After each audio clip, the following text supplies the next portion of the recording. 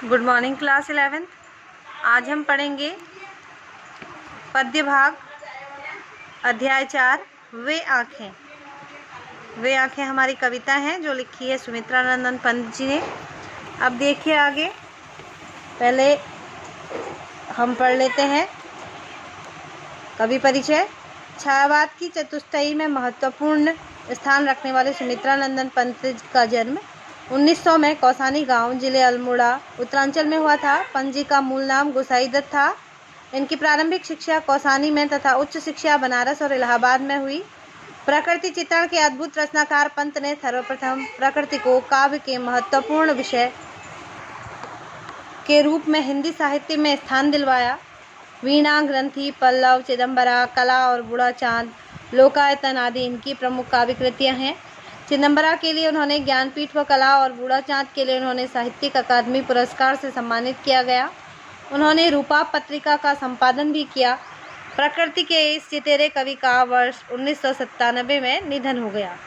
पाठ की रूपरेखा ये जानते हैं क्या है, देखिए। प्रगतिवादी विचारधारा से प्रभावित वे आँखें कविता वर्षों से शोषण का शिकार होते किसानों की दयनीय स्थिति का वर्णन करती है, जिसमें स्वतंत्रता प्राप्ति के उपरांत भी कोई परिवर्तन नहीं दिखाई दिया और किसान का व्यक्तिगत एवं पारिवारिक जीवन दोनों इस समस्या से त्रस्त है।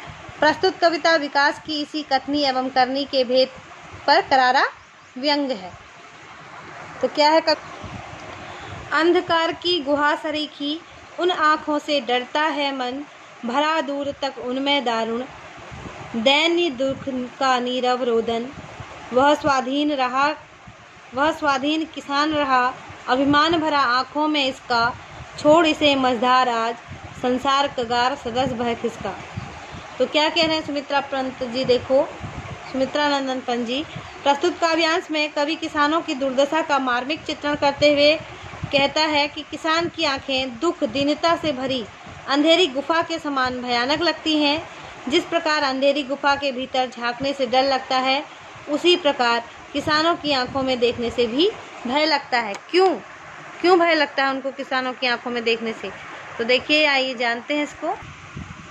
क्योंकि उनमें रोशनी की कोई चिंगारी नहीं दिखाई देती, अर्थात उनमें आशा की कोई किरण शेष नहीं है। उनमें तो केवल दरिद्रता है। उसकी आंखों में गरीबी का दुख और कष्ट सहे जाने का मौन रुदन व्याप्त है, इसलिए उसकी आंखों में झांकने का उसे साहस नहीं होता है।